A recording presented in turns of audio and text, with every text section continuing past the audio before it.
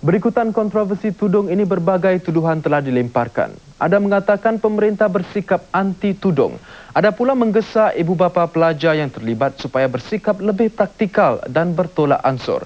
Tapi isu pokok di sini adalah masa depan kanak-kanak yang terlibat. Apakah huraian terbaik bagi mereka? Ikuti laporan kedua kami oleh penerbit Mazlina Mazlan. Apabila membuat keputusan untuk memakai tudung ketika di universiti dulu, Cik Halimah Yaakob tidak fikir peluangnya untuk maju dalam kerjaya akan tertutup. Malah beliau kini lebih sibuk sejak menyertai politik November lalu. Cik Halimah mencatat sejarah sebagai anggota Parlimen Wanita Melayu pertama sejak 4 dekad lalu.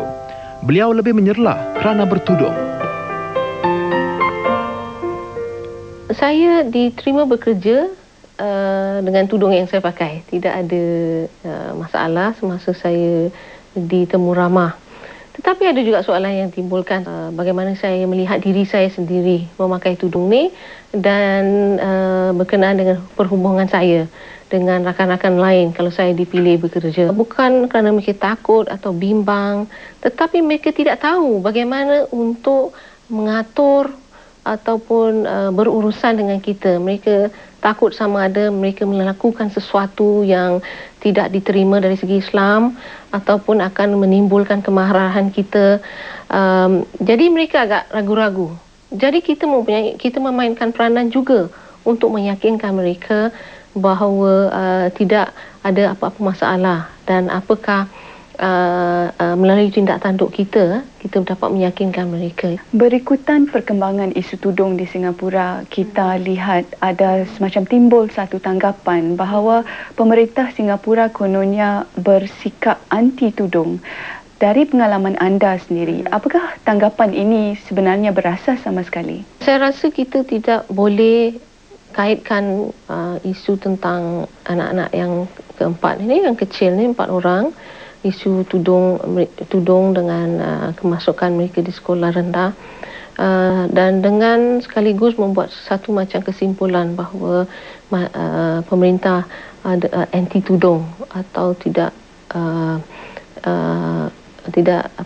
membenarkan wanita Islam memakai tudung. Sebab kalau kita lihat dari segi kaki tangan pemerintah, ramai juga kita dapat lihat wanita yang memakai tudung yang bekerja di jabatan-jabatan pemerintah, di badan-badan berkanun, di government link companies atau GLC. Berbalik kepada kes para pelajar bertudung ini, Imam Masjid Ba'alwi, Habib Hassan Al-Atas, percaya pada dasarnya niat ibu bapa mereka baik. Kita mahu, tapi keadaan yang tidak ataupun belum lagi sampai kepada tahap untuk mengizinkan. Islam tidak ada paksaan dan Islam menggalakkan kita supaya bersabar.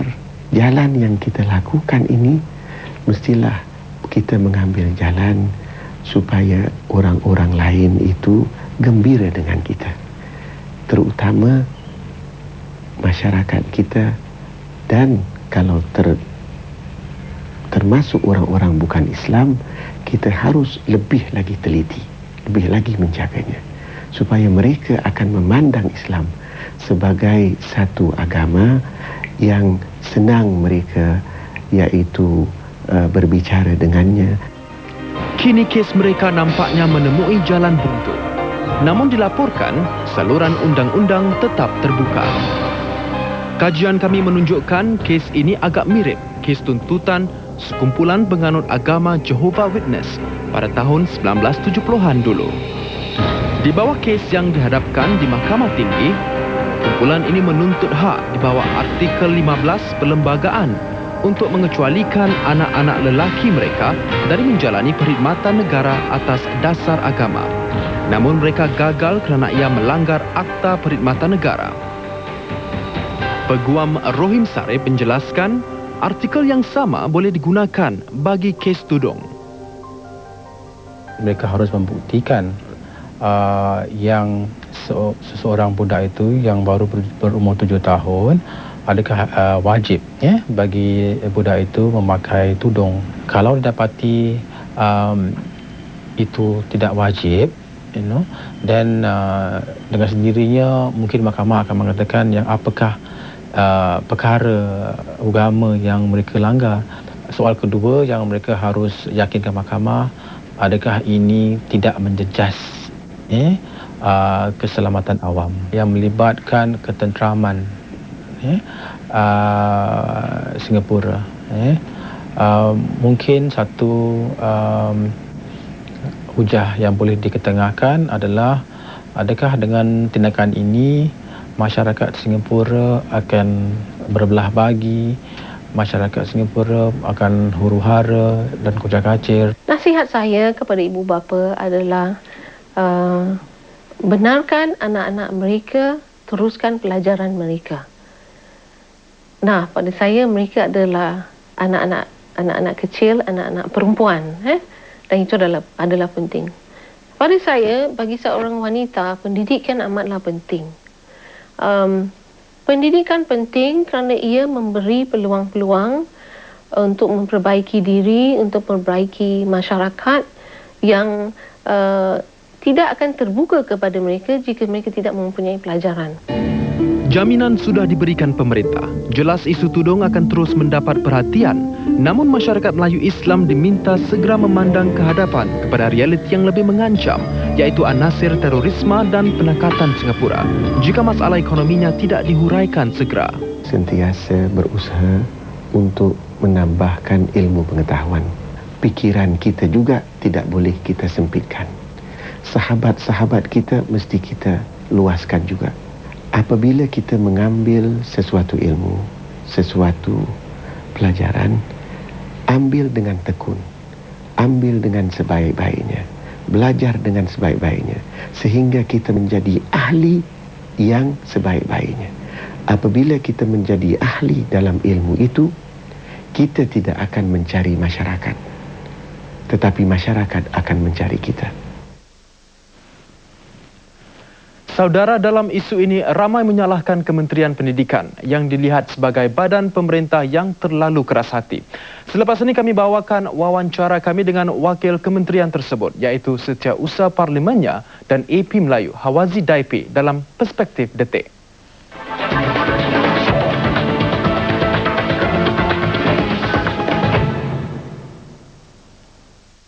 Rancangan memasak terbaru bersama Saleh Hamid dan Ali. Dan power. Ada chef-chef power. Terpikat lah. Ada panduan kesihatan. Oi, nak padam muscle kuat. Jangan lupa saksikan Masak Mini setiap Isnin dan Selasa 6 petang hanya di Suria. Layar McDonald's esok. Rahsia yang terkunci di sebalik sebuah perkahwinan. Suami isteri apa namanya ni? Sampaikan pernikahan kamu pun nak sorok-sorok. 2 meters from here. I just want my life back. Dan apa dia nak lagi? Resolusi esok 9.30 malam hanya di Suria. Dibawakan khas untuk anda oleh McDonald's. Saksikan layar McDonald's setiap Khamis untuk peluang memenangi voucher McDonald's bernilai $20. Anda hanya perlu menonton layar McDonald's untuk mengetahui apakah hidangan McDonald's yang dipaparkan dan soalan mingguan layar McDonald's. 10 voucher untuk dimenangi setiap minggu. Anda juga berpeluang untuk memenangi hadiah perdana sepasang tiket penerbangan ke Istanbul tajaan Turkish Airlines dalam jemputan bertuah Mac tahun 2002. Jadi jangan lupa saksikan layar McDonald's setiap Khamis 9.30 malam di Suria.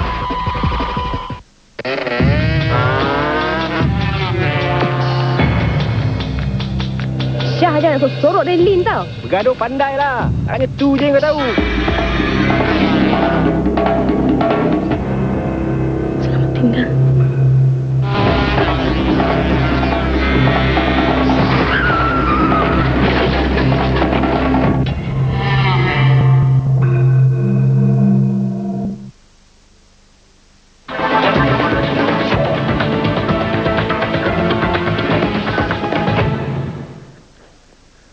Dalam kes pelajar yang digantung sekolah kerana bertudung, mungkin ramai ingin tahu secara mendalam sebab-sebab di sebalik pendekatan tegar pihak pemerintah.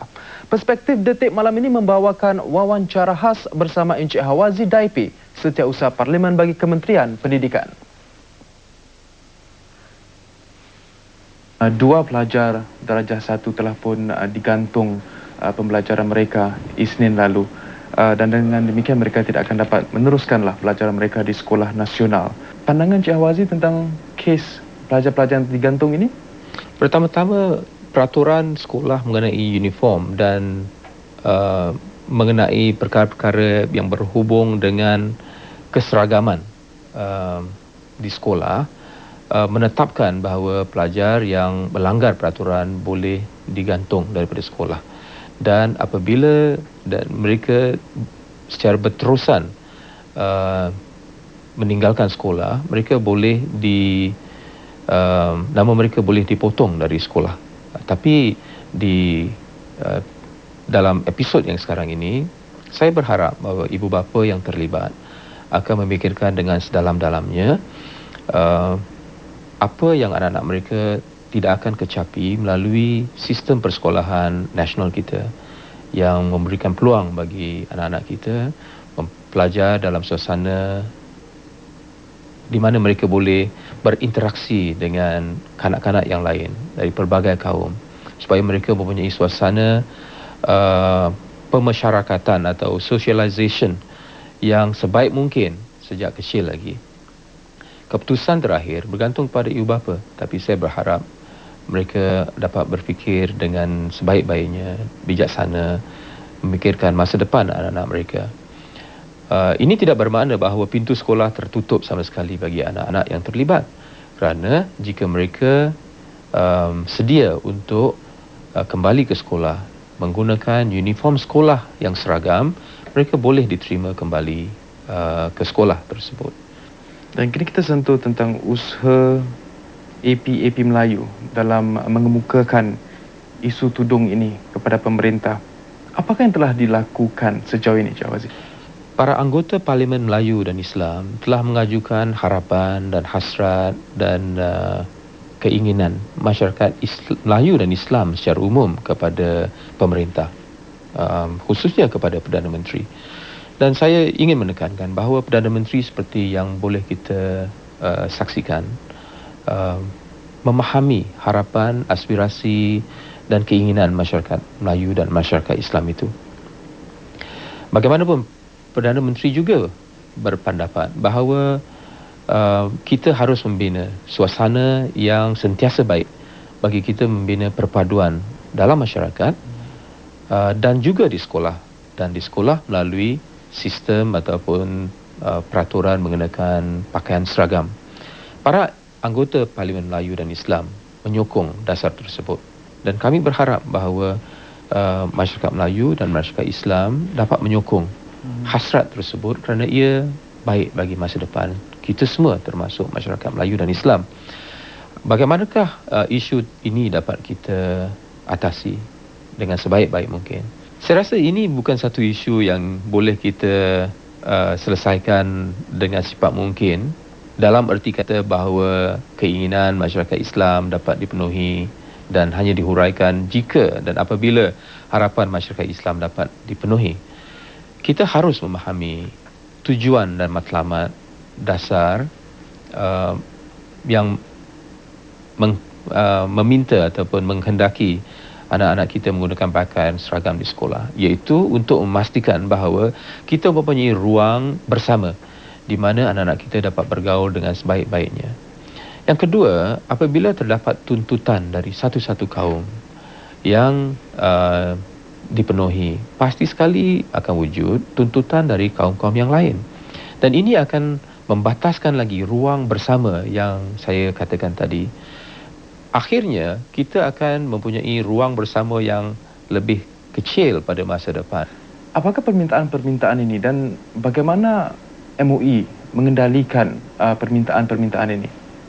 Dari masa ke semasa, Kementerian Pendidikan menerima permintaan daripada ibu bapa pelbagai kaum dan pelbagai agama meminta kelonggaran dalam bidang uniform sekolah. Apa yang kami lakukan ialah untuk memberikan kelonggaran di mana kita boleh laksanakan.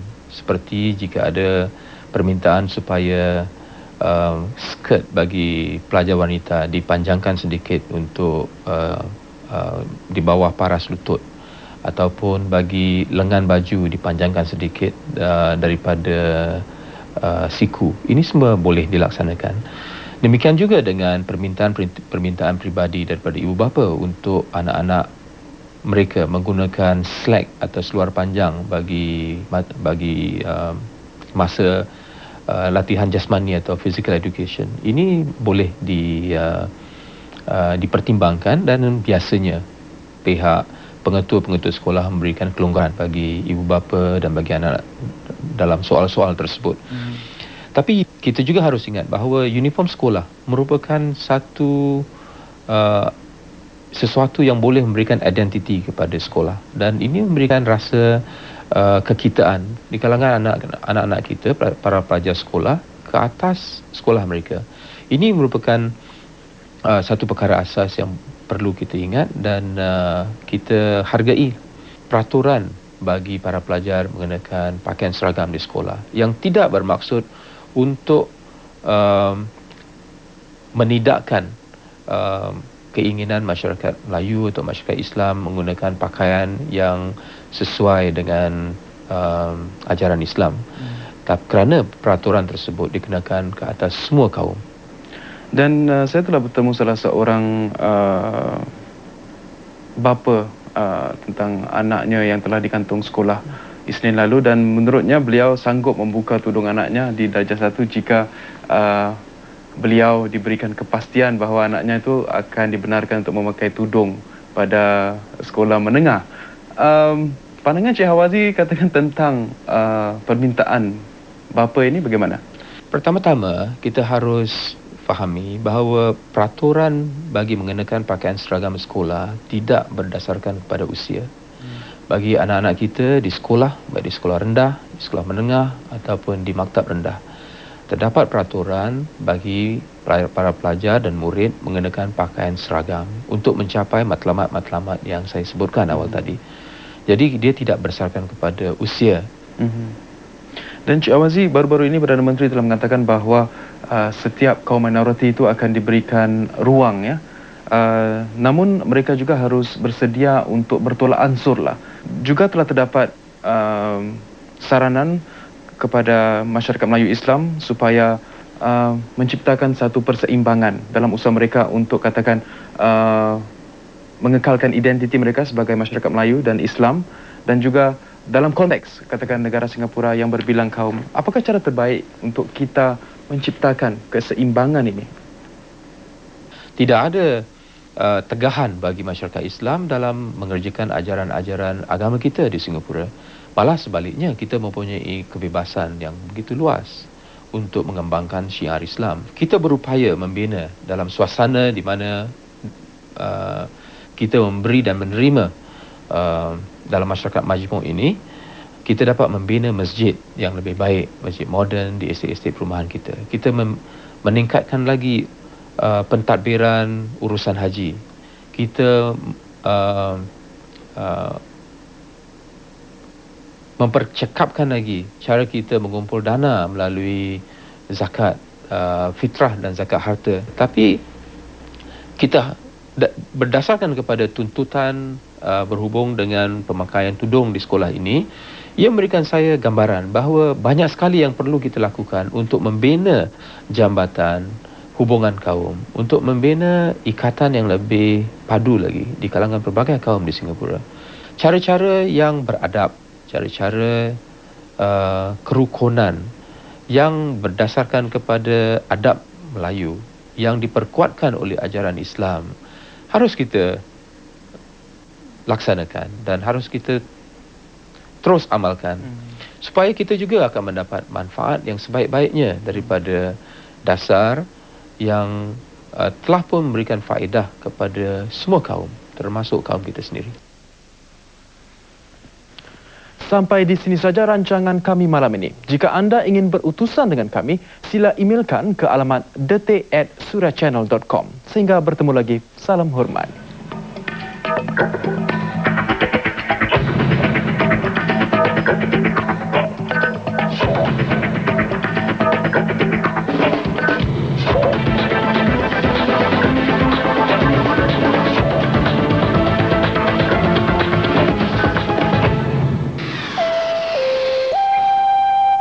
Sebuah terbitan Mediacorp News untuk Suria.